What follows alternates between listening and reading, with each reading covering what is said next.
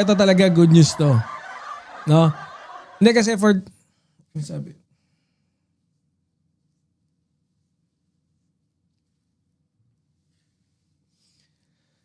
Mainit na yung mata ko. So sabi rito, no blood. No blood, no. Anemic yun ah. Mali! Sabi rito, no, ni...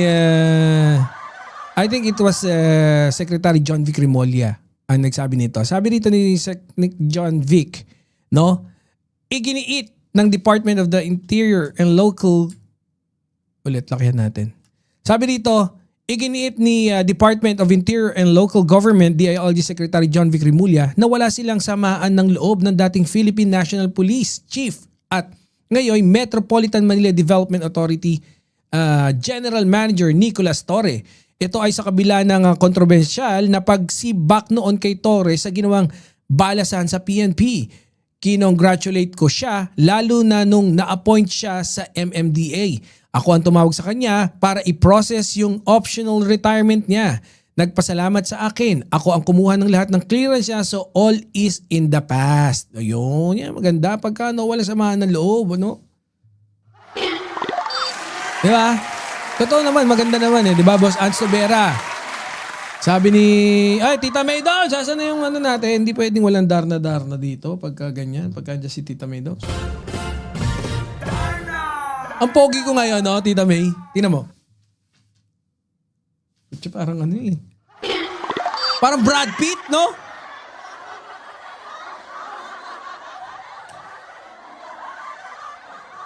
Ba, ano nangyari? Parang ang yummy ko.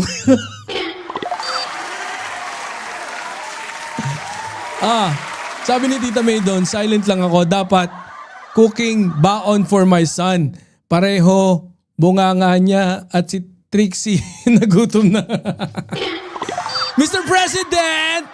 Gutom na kami! Oh, yan ha. Sabi ni Secretary pa, past is past. Move on na kami parehas. Secretary John Vic Remulla nung ngayong January 21, 2026. Ayun, palakpakan. So that's part of our good news, syempre. Diba? Na malaman natin na both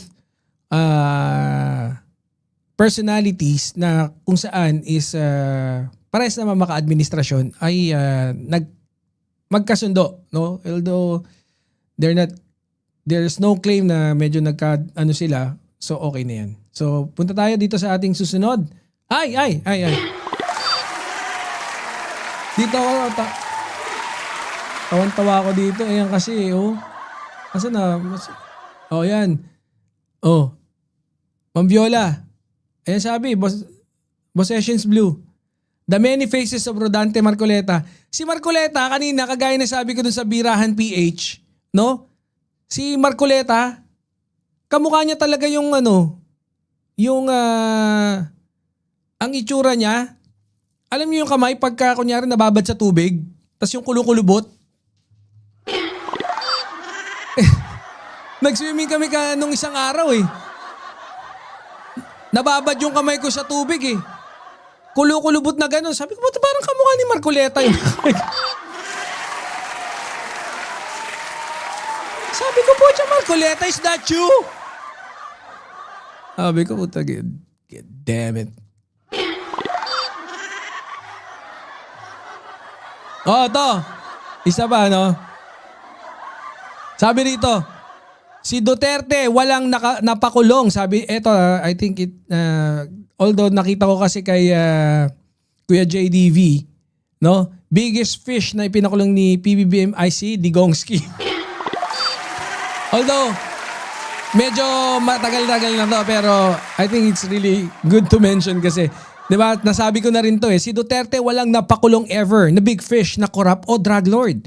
Pero si BBM, despite his faults, napakulong na si Bong Revilla with more to follow. Ayun. Pero syempre, si Duterte nandun sa background. Na ngayon ay karton na lang. Oh, talk to my hands legit, di ba? Tita May, talaga nagulat ka ako. Sabi ko, kulukulubot. Sabi ko, para si Marcoleta ba to? Marcoleta, is that you? Oh, ayan ha. Oh, tingnan natin, marami pa to.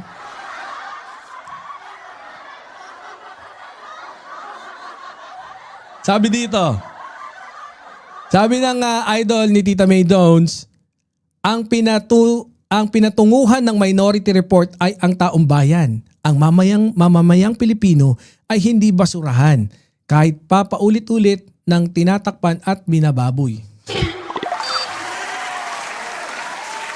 No comment, no comment.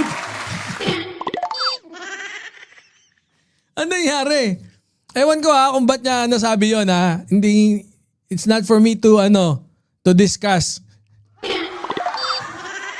Ay sabi lang ni Senator Ping Lacson respect begets respect Wala na, talo ka na kagad dun. Di ba Ma'am Yayaning? Totoo sinabi ni Pamela, PBBM has a very strong will and not weak. Tama talaga yun. Di ba? Minsan tumatama din to si Panelo puntahan na natin. Walang kwenta to si Jaime. Mga pinagsasabi mo, Jaime. Minority Report? Red Ribbon Committee? Tae-tae. Ito.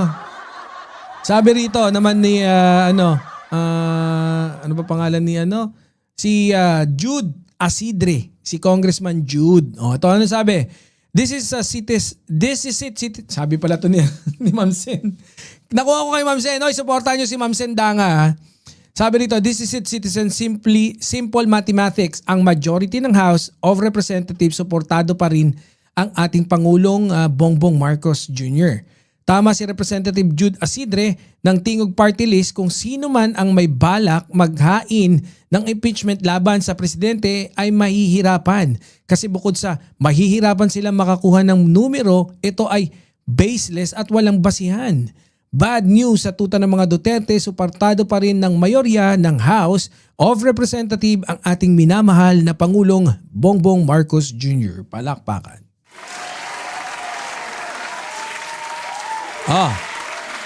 Any move to impeach a sitting president must be firmly grounded on the Constitution and supported by clear, credible, and compelling evidence. Ano yan? Ano yan? It should never be driven by rumors. Ano yan? Mamaya na kayo mag-text. It should never be driven by rumors, political pressure, or noise. Ayun. Palakpakan. No? So, kita nyo yan? So, yung mga medyo kinakabahan dyan, pagdating doon sa impeachment, laban kay PBBM, wag na kayong kabahan, ha? Kasi, Mabuhay